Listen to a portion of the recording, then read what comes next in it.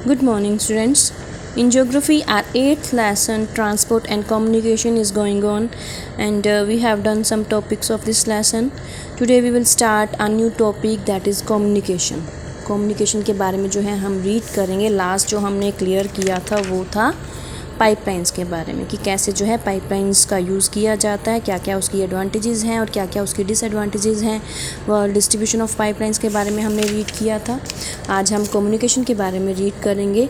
Just as means of transport are use to carry passengers and goods, similarly means of communication are use to send messages and ideas from one place to another. Means कि जैसे कि हमने जो transport के बारे में read किया, transport का यूज़ किया जाता है जब हम पैसेंजर्स को और गुड्स को एक जगह से दूसरी जगह कैरी करते हैं या शिफ्ट करवाते हैं. वैसे ही कम्युनिकेशन का यूज़ किया जाता है. कम्युनिकेशन का किसके लिए यूज़ किया जाता है? जब हम मैसेजेस या आइडियाज़ को एक प्लेस से दूसरे प्लेस पर सेंड करते हैं, भेजते हैं. Till mid 19th century communication was mainly done by man himself using animals. अगर हम बात करें मिड 19th century की, 19th century के मिड तक जो कम्युनिकेशन था वो किया जाता था पर्सन्स के थ्रू, आदमियों के थ्रू. किसका यूज़ करके? एनिमल्स का यूज़ करके. Development of telegraph by Samuel Morse in 1844 revolutionised the communication through newspapers and magazines. मतलब कि जो डेवलपमेंट हुई थी टेलीग्राफ की, किसके थ्रू? सैमुअल मोर्स के थ्रू. कब हुई थी? 1844 में. उन्होंने जो है रिवोल्यूशंस, काफ़ी इन्वेंशन जैसे की थी कम्युनिकेशन के थ्रू. कम्युनिकेशन में जो है काफ़ी रिवोल्यूशंस हुए थे, काफ़ी इन्वेंशंस हुई थी. किसके थ्रू? न्यूज़पेपर्स के थ्रू, मैगजीन्स के through. Invention of telephone by Graham Bell. जो इन्वेंशन हुई थी टेलीफोन की, किसके थ्रू हुई थी? ग्राम बेल के थ्रू. एंड रेडियो की इन्वेंशन किसके थ्रू हुई थी? By Marconi. Further added to the process of communication. मतलब इन सभी की जो इन्वेंशन थी, उन्होंने क्या किया था? कम्युनिकेशन की प्रोसेस को और भी आगे लेकर गए थे. ये telephone is the most commonly used form of communication even today. वो जो टेलीफोन है वो मोस्ट कॉमन माना जाता है कम्युनिकेशन की प्रोसेस में. Okay. Radio, television, fax and internet make communication more accessible to more people cutting across all barriers of time and space. Radio है, टेलीविज़न है, फैक्स या इंटरनेट की अगर हम बात करें तो इन्होंने क्या किया है? टाइम एंड स्पेस की जो प्रॉब्लम है, जो बैरियर्स थे, उन्हें बिल्कुल हटा दिया है. Modern communication system, more than the transport system, has converted the world into a global village. मतलब कि जो मॉडर्न कम्युनिकेशन सिस्टम है, उन्होंने क्या किया है? पूरे वर्ल्ड को एक ग्लोबल विलेज में ट्रांसपोर्ट करके रख दिया है, चेंज करके रख दिया है. The contemporary social and economic space is closely tied to modern communication system. Contemporary social और इकोनॉमिक स्पेस जो है वो किसके साथ बनकर रह गया है? मॉडर्न कम्युनिकेशन सिस्टम के साथ.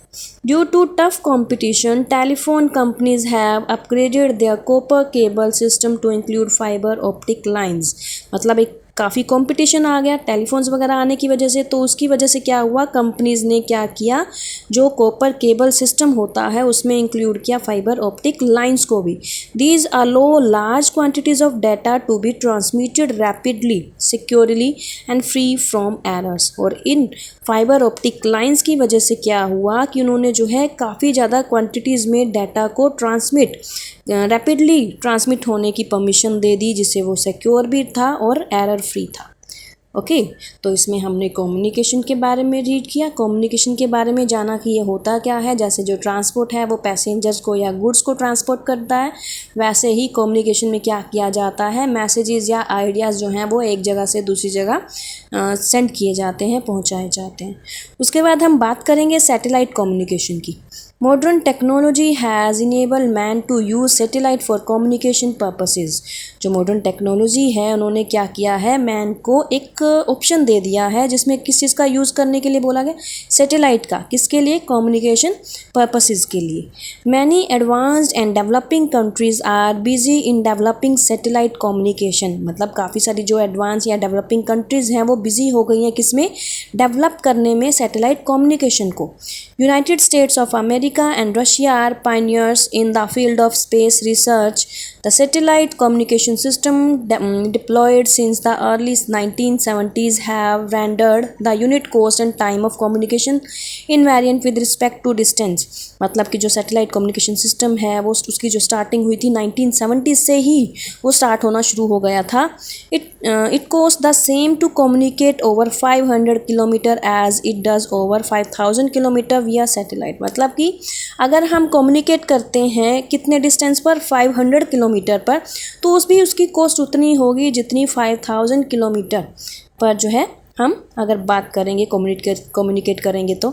India has also made many efforts to develop satellite communication. अगर हम बात करें इंडिया की तो उन्होंने भी काफ़ी एफर्ट्स लगाए हैं सैटेलाइट कम्युनिकेशन को डेवलप करने में. The first attempt was in the form of Aryabhata launched on 19 April 1975. मतलब अगर हम सैटेलाइट कम्युनिकेशन के बारे में बात करें जैसे तो उसमें जो फर्स्ट एफर्ट लगाया गया था, फर्स्ट अटेम्प्ट किया गया था आर्यभट्ट की तरफ से किया गया था जब उन्होंने लॉन्च किया था 19 अप्रैल 1975 को. एंड भास्कर 1 वो sent into the space on 7 June 1979. Bhaskar 1 जो था वो भेजा गया था स्पेस में 7 जून 1979 में. Rohini was launched on, Rohini जो है लॉन्च किया गया था 18 जुलाई 1918. ओके तो ये सब सैटेलाइट कम्युनिकेशन की वजह से ही एफर्ट्स लगाए जा रहे थे कि आर्यभट्ट को लॉन्च किया गया. एंड उसके बाद भास्कर 1 जो है भेजा गया स्पेस में. रोहिणी को जो लॉन्च किया गया 18 जुलाई 1980 में.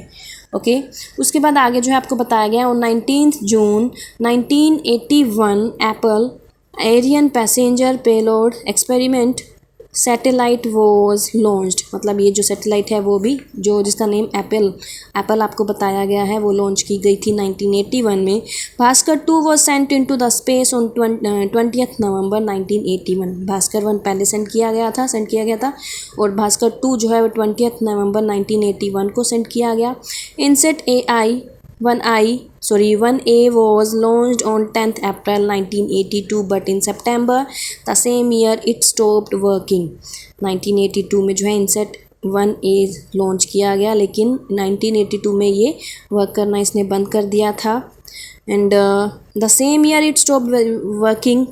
Consequently, INSET 2B was sent to space on 30th August. INSET 2B जो है वो स्पेस में भेजा गया 30 अगस्त 1983 में through space shuttle.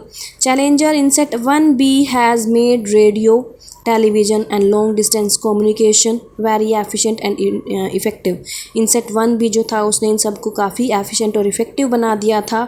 Now forecasting about storm etc is done more effectively. Forecasting मतलब जब हम पूर्व अनुमान लगाते हैं किसके बारे में, स्टॉर्म वगैरह तूफ़ान वगैरह के बारे में, तो इस चीज़ को काफ़ी इफेक्टिव बना दिया था. We daily see information about weather conditions on our TV screen. मतलब हम अपने टीवी स्क्रीन पर पहले ये सब वेदर कंडीशंस देखते हैं कि आज मौसम कैसा रहेगा. INSET 1B has been replaced by INSET 1D. जो INSET 1B है उसे रिप्लेस किया गया INSET 1D से.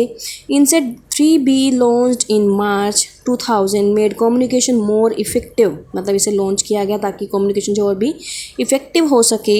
India's first full fledge metrological satellite MetSat launch on 11 सितंबर. ये 11 सितंबर को जो है लॉन्च किया गया 2002.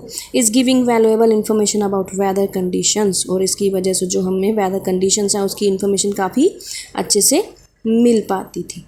ओके तो इसमें हमने सैटेलाइट कम्युनिकेशन के बारे में रीड किया जिससे जो है हम कम्युनिकेट कर पाते थे, वेदर फोरकास्टिंग कर पाते थे, जो हमें इफ़ेक्टिव और काफ़ी एफिशिएंट जिन्होंने बना दिया था इस सिस्टम को. तो आज जो है आपने इस लेसन में कम्युनिकेशन के बारे में एंड सैटेलाइट कम्युनिकेशन के बारे में अच्छे से रीड करना है. ओके बेटा, हैव अ नाइस डे.